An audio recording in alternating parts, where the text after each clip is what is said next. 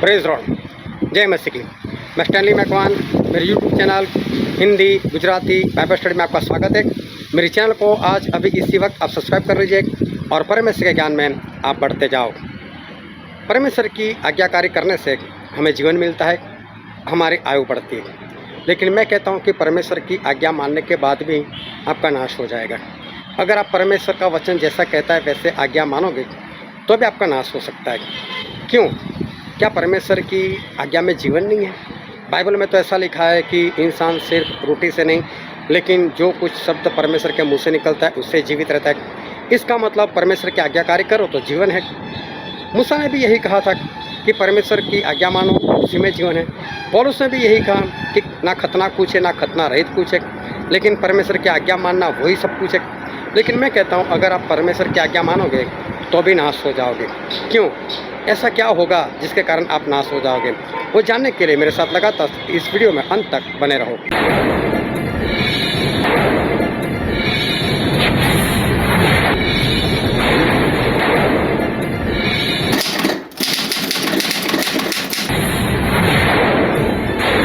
Hallelujah. तो परमेश्वर पिता का बहुत धन्यवाद करते हैं कि परमेश्वर हम सभी से वो बातचीत करते रहते हैं अपने वचन से। आज भी हमारे परमेश्वर हमसे बातचीत करने वाले, तो बहुत ध्यान से परमेश्वर के वचन को सुनना, समझना, ग्रहण करना।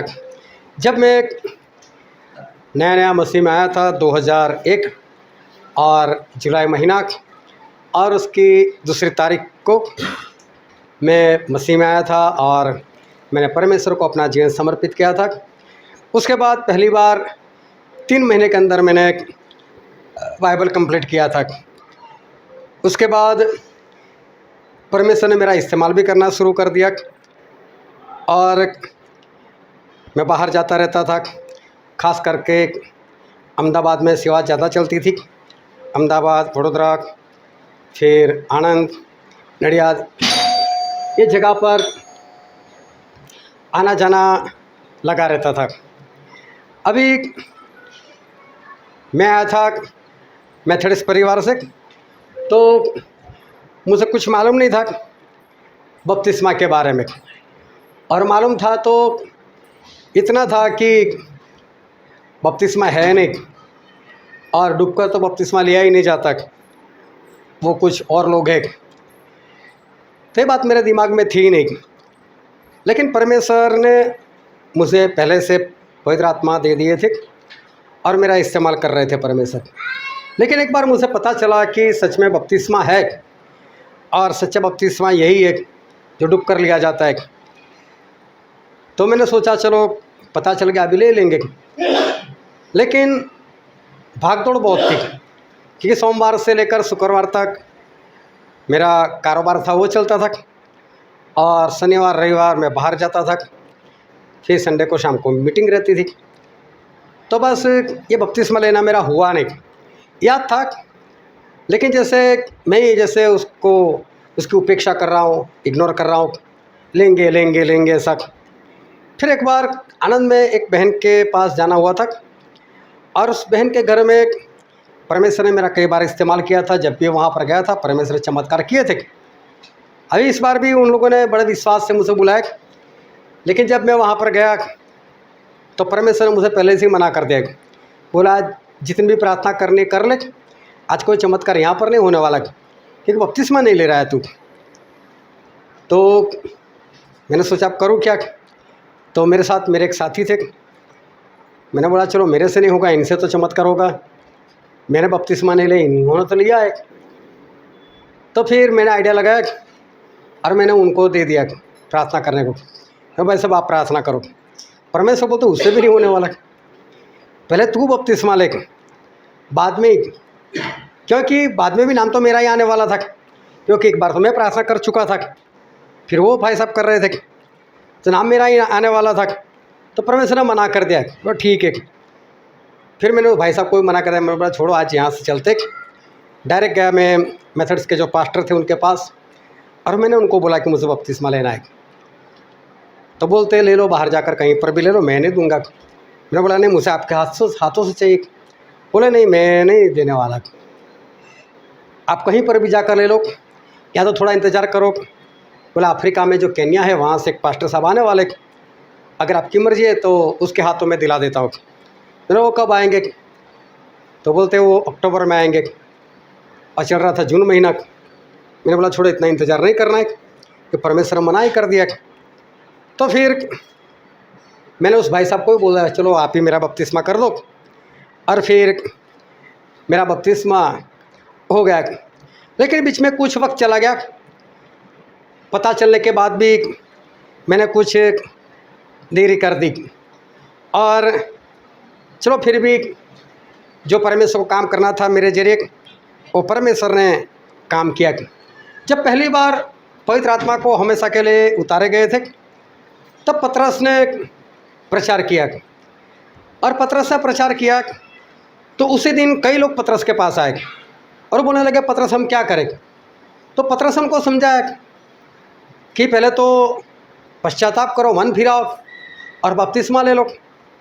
तो उसी दिन, जिस दिन प्रचार सुना, उसी दिन 3000 लोगों ने बपतिस्मा ले लिया। 3000 लोग उसी दिन, पहले ही दिन जैसे उनको पता चला वैसे ही उन लोगों ने बपतिस्मा ले लिया। फिर चलते चलते जो फिलिप्पुस थे वो सामरिया में गए, उन्होंने वहाँ पर प्रचार किया और चमत्कार भी हुए।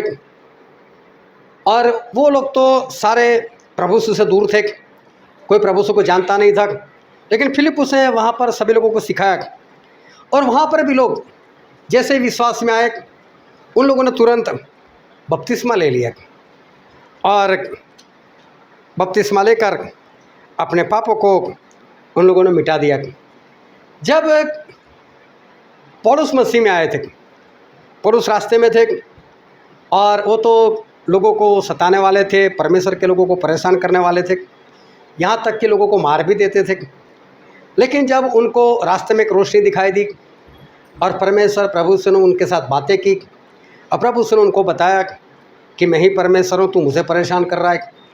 और तब पौलुस को पता चला कि यीशु ही प्रभु है। उन्होंने प्रभु को ग्रहण किया, लेकिन 3 दिन 3 रात तक वो अंधे रहे, उनकी आंखें बंद थी, और 3 दिन 3 रात उन्होंने ना तो कुछ खाया ना कुछ पिया, लगातार प्रार्थना में बने रहे।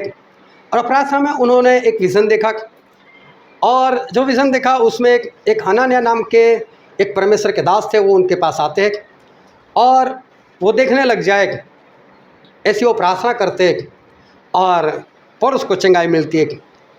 फिर परमेश्वर ने दर्शन दिया इस हनन्याह को, बोले तू जल्दी से जा उस पौलुस के पास जा, बोले उससे दर्शन में तुझे देख भी लिया है, तो जा उसके लिए प्रार्थना कर ताकि वो देखने लग जाए।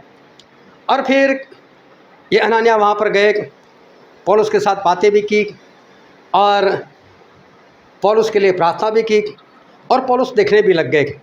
लेकिन वहाँ पर जब पौलुस अपनी गवाही देते तो गवाही में एक बात बताते, और हम पढ़ते हैं प्रेरितों के काम उसका 22वां अध्याय और वचन 16।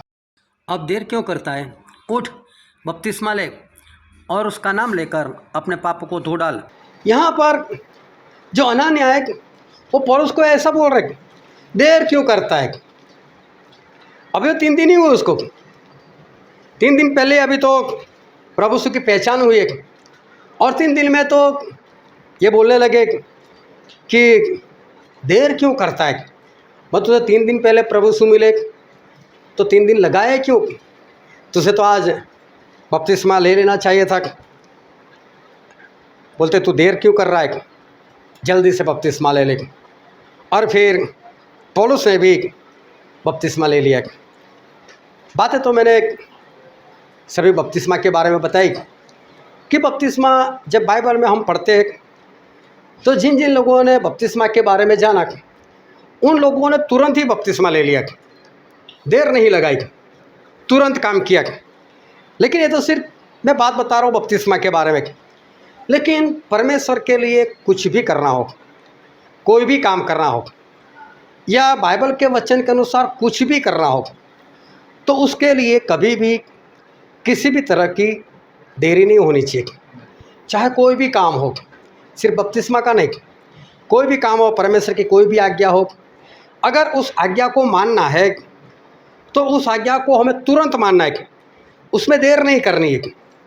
परमेश्वर ने अब्राहम को बोला था कि अब्राहम, तेरा इकलौता बेटा जिसे तू प्रेम करता है, बोलो उसकी होम बलि मुझे दे दे। होम बलि का मतलब होता है कि उसको काटना भी है और लकड़े से जलाना भी है, और बेटा एक ही है, इसहाक। उसके सिवा कोई है नहीं, दूसरे की संभावना नहीं है, और ना उसके पहले इसहाक के जैसा कोई बेटा था। तो एकलौता का मतलब यही होता है कि ना इसके जैसा पहले कोई बेटा था, ना इसके बाद में कोई होने वाला है। चाहे इंसान के 100 बेटे भी हो जाए, लेकिन एक बेटा ऐसा है कि जो सबसे अलग है, माता पिता की आज्ञाकारी में है, परमेश्वर को मानने वालों में से है, ऐसा एक ही है, तो उसको एकलौता माना जाता है। एक ही बेटा ऐसा नहीं, तेरा एक बेटा जो है, अगर ऐसा बोलते हैं तो उसका मतलब उसके पास उसके सिवा कोई बेटा नहीं। लेकिन जब एकलौता, उसका मतलब ये होता है कि उसके जैसा ना पहले कोई था, ना उसके जैसा बाद में कोई बेटा होने वाला है, ये सबसे बेहतर। तो बोले उसकी तू होम बलि कर कर मुझे दे दे, मतलब काटना भी है उसको, काट कर जलाना भी है, उसको राख कर देना है।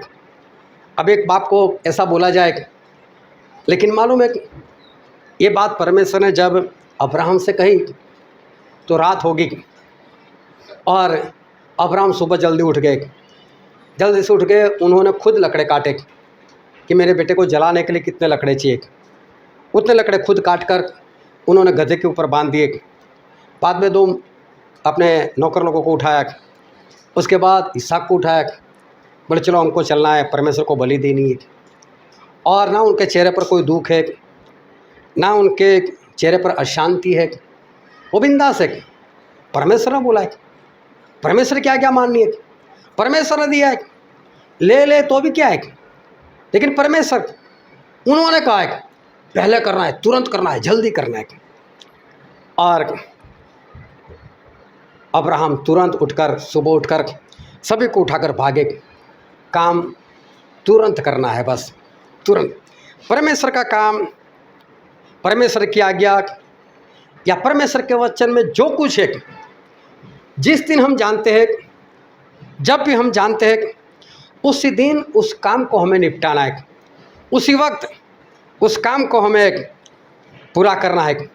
ऐसा नहीं कि होता है, करते हैं, कल करेंगे, परसों करेंगे, क्योंकि आज्ञा उसी वक्त के लिए होती है। अगर उस वक्त के बाद अगर आप आज्ञामान हो तो फिर उसका मानना नहीं मानने के बराबर ही है।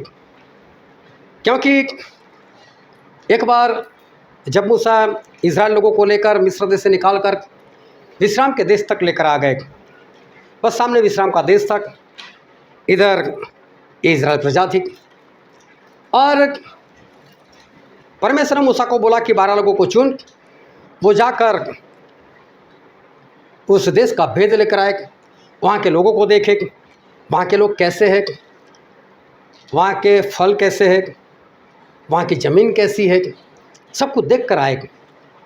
और प्रभु का कहने का मतलब ये था कि उनको पता चले कि मैं उनको कैसा देश देने के लिए जा रहा हूँ, कितना बढ़िया देश है। और 12 लोग गए, 40 दिन रहे, 40 दिन वहाँ पर खाया पिया, वहाँ के कुछ फल लेकर आए। लेकिन ख़ास करके जब वो अंगूर लेकर आए और उसकी लूम लेकर आए, तो एक डांग के ऊपर उसकी लूम को बांध दिया गया, और 2 लोग उस डांग को उठाकर, उस अंगूर को उठाकर लेकर आए। मतलब वो अंगूर की लूम इतनी बड़ी थी कि हम जो उठाते ऐसे एक उंगली और अंगूठे से ऐसे उठा लेते, ऐसे नहीं उठने वाली थी, 2 हाथों से भी नहीं उठाई जाती, इतनी बड़ी, 2 लोगों को उठाना पड़ा। तो सोचो वहाँ के फल कैसे होंगे, और वो फल फ्रूट खाकर वहाँ के लोग कितने तगड़े थे। तो परमेश्वर ये कहना चाहते, ऐसा देश दूंगा और तुम लोग भी ऐसे तगड़े हो जाओगे वहाँ पर जाकर। लेकिन लोगों ने वही बात देखी, लेकिन उल्टे तरीके से देखी। और वहाँ के फल तो देखो कितने बड़े बड़े, वहाँ के लोग खा पीकर कितने तगड़े हुए, और हम तो उनके सामने टिड्डी के समान दिखते थे, उनकी निगाहों में भी हम टिड्डी के समान थे। वो तो हमको इस तरह से देखते थे, आने तो इजराइल वालों को बस ऐसे ही तरह से मसल देंगे, उनको ख़त्म कर देंगे। और आकर रोने लगे, बोले परमेश्वर हमको तो मारने के लिए, मरने के लिए वहाँ पर भेज रहे, सभी लोग रोने लग गए।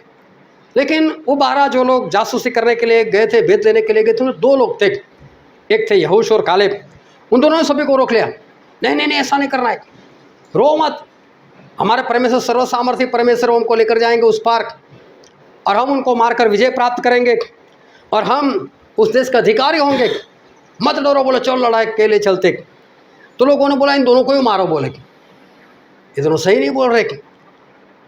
और फिर परमेश्वर का क्रोध इनके ऊपर भड़का और परमेश्वर मूसा को बोला कि मूसा इनको बोल दे कि इन लोगों ने 40 दिन जो भेद लिया है, एक दिन के हिसाब से 1 साल, मतलब 40 दिन के हिसाब से 40 साल तक अब मैं इनको नहीं लेकर जाऊंगा। अब 40 साल तक मैं उनको इधर उधर इस जंगल के अंदर मैं इनको घुमाता रहूँगा, लेकिन 40 साल तक मैं इनको अभी नहीं लेकर जाऊँगा। जब इन्होंने सुना कि अब 40 साल हमको घूमना पड़ेगा इधर उधर, तो वो चलो अब लड़ाई के लिए चलते, परमेश्वर हमको विजय देंगे। अभी देखो वही बात ये लोग बोल रहे थे, यही बात पहले परमेश्वर की ओर से थी। अभी ये लोग बोले चलो हम लड़ाई के लिए चलते। मूसा ने सभी को रोक लिया, जाओ मत जाओ मत, अब परमेश्वर तुम्हारे साथ नहीं है। जब परमेश्वर ने आज्ञा दी थी उस वक्त तुरंत आप मान लेते तो आज्ञा तुम्हारे लिए थी और परमेश्वर तुम्हारे साथ होते। लेकिन अब तुम जो चिल्लाए, तुम जो रोए, विश्वास नहीं बताया, परमेश्वर का विरोध किया, मेरा विरोध किया, और अब वही आज्ञा आप खुद मानना चाहते हो। लेकिन अब समझ लो अब परमेश्वर तुम्हारे साथ नहीं। इसका मतलब क्या हुआ? एक ही आज्ञा जब माननी थी तब ही माननी थी, बीच में कुछ गैप आ गया। उसके बाद जब वो वही आज्ञा मानने के लिए जा रहे तो मूसा कहते तुम्हारे साथ परमेश्वर नहीं। इन लोगों ने फिर भी नहीं माना, फिर भी लड़ाई के लिए गए, और मालूम है विरोधी लोगों ने इनको मार मार कर भगाया। ये सभी लोग भाग कर आ गए। मूसा तो गए ही नहीं इनके साथ, उनको मालूम था मार ही खाना है क्योंकि परमेश्वर है ही नहीं। और फिर 40 साल तक वो इधर उधर भटकते रहे, और 40 साल में कई लोग उस विश्राम का देश देखे बिना रास्ते में ही ख़त्म हो गए। जहाँ पर पहुँचना था उन लोगों को वहाँ पर नहीं पहुँच पाए। इसका मतलब है परमेश्वर ये चाहते कि परमेश्वर की आज्ञा कब माननी है? उसी वक्त, जिस वक्त परमेश्वर की आज्ञा आप देख लेते हो, जिस वक्त परमेश्वर की आज्ञा आप जान लेते हो, उसी वक्त आपको उस परमेश्वर की आज्ञा को मानना है। अगर उस वक्त आप आज्ञा नहीं मानते और उसके बाद फिर कभी आप आज्ञा मानते हो तो मानने का कोई मतलब नहीं रहता, और परमेश्वर की जो आशीष आनी चाहिए वो आशीष नहीं आती। और इसलिए परमेश्वर की आज्ञा जो है उसको उसी वक्त और तुरंत माना करो ताकि परमेश्वर की आशीष आपके ऊपर आए। हालेलुया।